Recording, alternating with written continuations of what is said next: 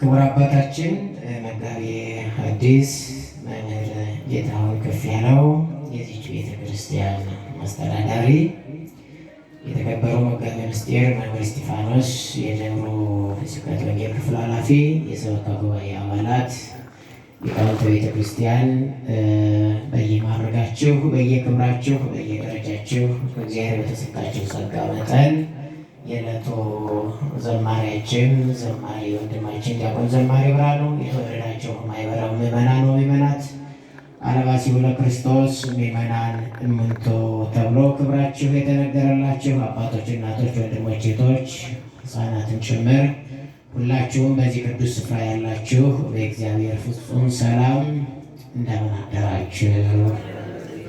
እንደምን አደራችሁ? ከኔ ጋር አብረን እናመስግን። እንደምን አደራችሁ? እንኳን አደረሳችሁ። እስኪ ምስጋና አቅርቡ። እስኪ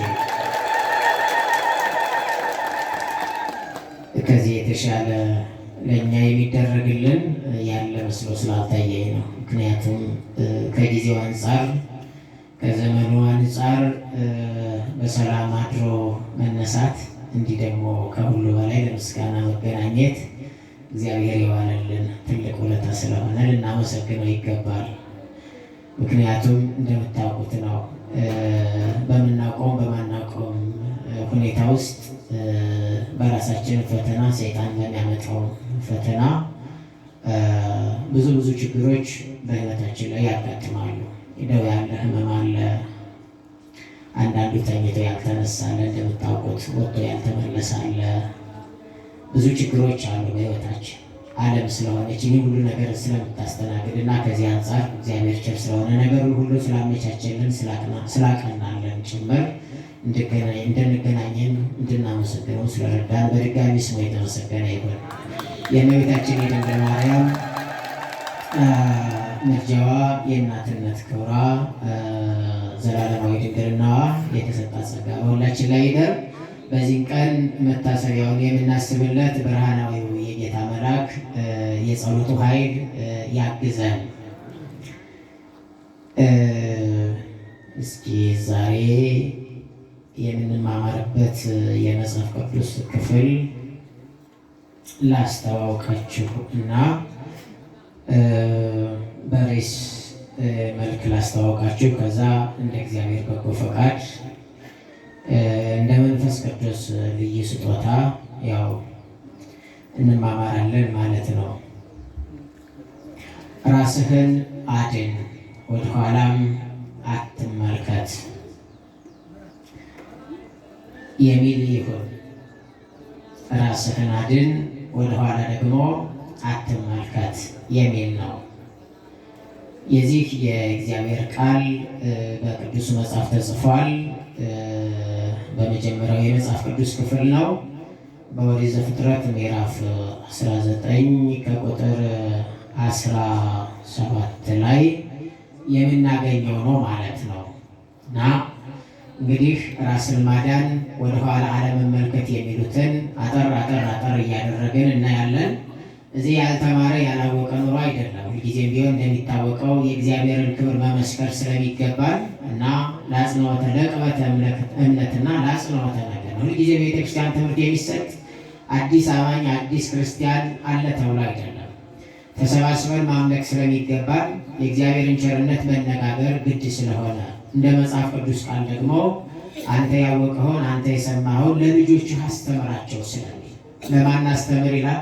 ለልጆች አስተምር፣ ለልጆች ንገር ስለሚል፣ ለልጆች ማለት ደግሞ ለእናንተ ማለት ነው አይደል? እናንተ የቤተ ክርስቲያን ልጆች ስለሆናችሁ፣ ከእግዚአብሔር የተወለዳችሁ ስለሆናችሁ፣ ከመንፈስ ቅዱስ የተወለዳችሁ ስለሆናችሁ የእግዚአብሔር ልጆች እንደመሆናችሁ መጠን ጌትነቱን፣ ቸርነቱን፣ ፈታሂነቱንም መሐሪነቱንም አብረን እናወራለን ማለት ነው። ስለዚህ በኦሪት ዘፍጥረት ምዕራፍ 19 ቁጥር 17 ላይ መነሻችን ነው።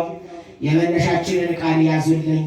በኋላ አትሊስት አንድ አስተማሪ አስተምሮ ሲጨርስ በምን ርዕስ ተነሳን፣ ምን ዳሰስን፣ ምን አየንን፣ ምን ወሰድ፣ ምን ተማር፣ ምን ጥቅም አገኘን የሚለውን ነገር መጨረሻ ላይ ሊጠይቅ ስለሚገባ እሱም ስለሚደረግ ያዙልኝ።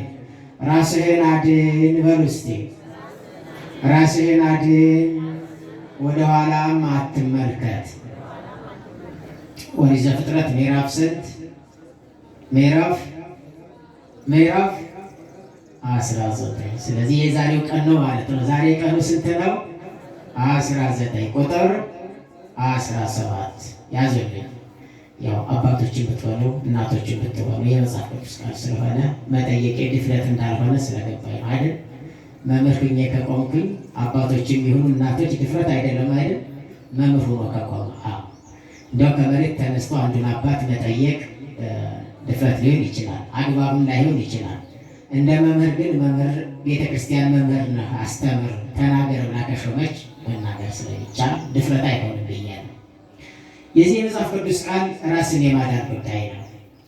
ይህ የነገርኳቸው የመጽሐፍ ቅዱስ ክፍል ላይ በአብርሃም ዘመን የተደረገውን ታሪክ የሚያስታውሰን ነው። ወደ አዲስ ኪዳኑ አምልኮና አገልግሎት ስንመጣ ደግሞ ራስን ማዳን ከጌታ ቃል አንጻር፣ ከወንጌል አንጻር፣ ከቤተ ክርስቲያን አንጻር፣ ከክርስትና እምነት አንጻር ምን ማለት ነው የሚለውን አጠር አጠር እያደረግን እናያለን ማለት ነው። ሁለቱ መላእክት በመሸ ጊዜ ወደ ሰዶም ገቡ ብሎ ይጀምራል። ምዕራፍ 19 ከቁጥር 1 ጀምሮ ሁለቱ መላእክት። ስለዚህ ሁለቱ መላእክት ስለሚል ቅዱስ ገብርኤልን በዚሁ ከአገልግሎቱ ከሚሽኑ ተነስቶ ለማየት ነው ይህን የመጽሐፍ ቅዱስ ክፍል ያዘጋጀ ነው። ምክንያቱም በዓሉ ቤተክርስቲያን መታሰቢያውን የምታደርግላቸው ለመላእክት ከሆነ ስለ መላእክት መነገር አለበት። ለጻድቃንም ከሆነ ስለ ጻድቃን መነገር፣ ለሰማዕታትም ከሆነ ስለ ሰማዕታት። ምክንያቱም የጻድቅ መታሰቢያ ለምንድን ነው ይላል? ለበረከት ነው። ስለዚህ ስለምንባረክበት ማለት ነው። ስለምንባረክበት ዛሬ ዕለቱ ተክለ ሃይማኖት ከሆነ ስለ ተክለ ሃይማኖት መማማር ያስፈልጋል። ለምን? ተክለ ሃይማኖት በመጽሐፍ ቅዱስ ውስጥ ስላለ ማለት ነው። ገብርኤል ከሆነ ስለ ሚካኤል ከሆነ ስለ ሚካኤል፣ ሰማዕት ከሆነ ስሙ ተጠቅሶ ስለ ዕለቱ ሰማዕት ሊነገር ያስፈልጋል። ለምን? እግዚአብሔር ለሰማዕቱ የዋለው ያደረገው የሰጠው ቃል ኪዳን ለምዕመናን በረከት ስለሆነ ማለት ነው። መላእክት እንደመሆናቸው መጠን ሁለቱ መላእክት ሲመሽ ወደ ሰዶም ገቡ ይላል። ስለ ሰዶም ምናውቀው ነገር አለ። ሰዶም በዘመኑ በመካከለኛው ምስራቅ በደቡብ እስራኤል የምትገኝ በጣም ታላቅ ከተማ፣ በጣም ሰፊ ከተማ ነች። የአሁኑን ዴድሲ የሚባለውን ወይም ሙት ባህር የሚባለውን በሙሉ ምን ያለ ከተማ ነው? የሸፈነ ከተማ ነው። ሙት ባህር አሁን ላይ እጅግ በጣም ዝነኛ ነው። በዓለም ከሚገኙት በጣም ዝቅተኛ ሸለቋማ ቫሊ የሆነ ቦታ በዝቅተኛ የመጀመሪያውን የሚይዘው እና ደግሞ ሕይወት የሌለው ውሃ እንደሆነ ታውቃላችሁ አይደለም? ሕይወት የለው ሙት ባህር ላይ ሕይወት የለም። ምን ማለት ነው? ሕይወት የለም ማለት ኦክሲጅን የሚባል የለም። ኦክሲጅን ከሌለ ሕይወት ያለው ነገር አይኖርም። ኦክሲጅን እንዳይኖር ሕይወት ያለው ነገር እንዳይኖር ምክንያት የሆኑ ደግሞ ሰዶም የሚባለው ከተማና በውስጧ ይኖሩ የነበሩ ሰዎች አንዱ ምክንያት ናቸው። ከመጽሐፍ ቅዱስ አስተውሏት አንዱ ምክንያት። ስለዚህ እነዚህ ሁለቱ መላእክት በመሸ ጊዜ ወደ ሰዶም ገቡ የሚለው ለምን ሲል የመላእክት ሁለት ሚሽን ይኖራል።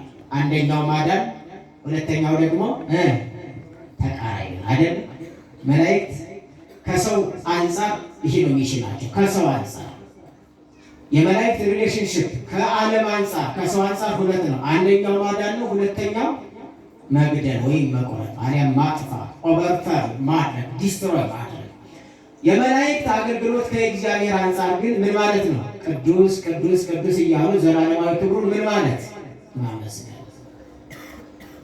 ስለዚህ መላእክት ከሰዎች ጋር ሁለት ነገር እናገኛለን። አንዱን ማዳን፣ ሁለተኛውን ማጥፋት። ከእግዚአብሔር አንጻር ግን ምስጋና ብቻ ማቅረብ።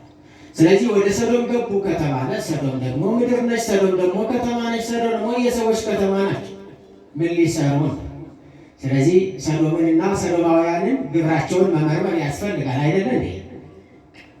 አንዱ መልአክ ወደ ከተማችን የሚመጣ ምን ሊሰራ ነው? እንደኛ የሚጫወት አይደለም። እንደምታውቁት ተረት ተረት ሊያወራልን አይደለም። ሚሽኑን ፈጽሞ ነው የሚመለሰው። በዚሁ አጋጣሚ መላእክት የተሰጣቸውን አገልግሎት ሙሉ ለሙሉ ምን የሚሉ ናቸው? የሚተገብሩ ናቸው። ሙሉ ለሙሉ አስጠንቅቆ መሄድ የሚባል ከመላእክት አንጻር የለም። ምን ብሎ መሄድ? አስጠንቅቆ መሄድ የሚባል የለም። ዛሬ አልፌሃለሁ፣ ነገ እመጣለሁ ጠብቀ የሚባል የለም። ለምን በል እኛ እናደርጋለን አይደለም? እኛ እናደርጋለን። አንተ ባለጌ ዛሬ ያደረጋትን ነገ ስታደርጋት ባገኘህ ምን እልሃለሁ? እገልሃለሁ። ዛሬ ግን ምን ብያለሁ? ምሬሃለሁ። በመላእክት እንዲህ የሚባል ነገር አይሰራም። ልብ በላችሁ ስሙኝ። ለምን? ሚሽን ይዘው ነው የሚመጡ። ምን ይዘው ነው የሚመጡ? መልእክት ይዘው ነው የሚመጡ። ከማን ከማን? እየነገራችሁ እየተግባባን እንማማር። ከማን? ከእግዚአብሔር። የእግዚአብሔርን ቃል ምን ማለት አይችሉም? ማጓደል ማቃለል አይችሉም።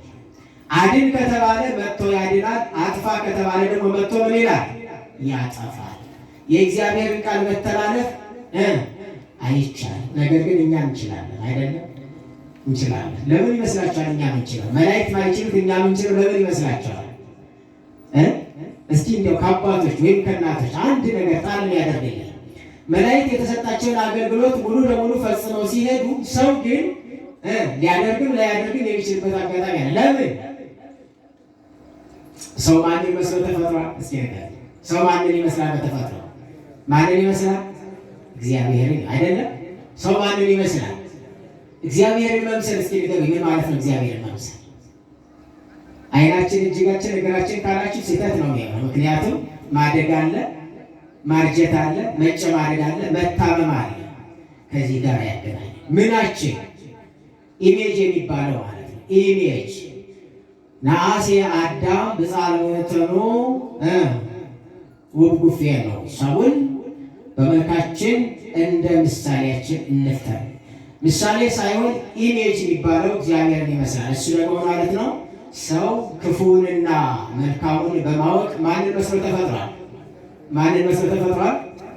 እግዚአብሔር ነው። ስለዚህ ምን ማለት ነው? ፍሪው ይላለው ማለት ነው። ነፃ ፈቃድ አለው። ምን አለው? ነፃ ፈቃድ። መላእክት ደግሞ የላቸው። በዚህ ልዩነት አለ። ስለዚህ ሰው ከመላእክት ይበልጣል የሚለውን አስተምሮ ስትሰሙ ምን ማለት ነው ካላችሁ፣ ሁለት ኢንክላይኔሽን አለው። መልካም ኢንክላይኔሽን እና ክፉ ኢንክላይኔሽን አለው። እነዚህን መጠቀም ስለሚችል ሰው ማንን ይመስላል? እግዚአብሔርን ይመስላል። ስለዚህ ከማን ይበልጣል? ከመላእክት ይበልጣል።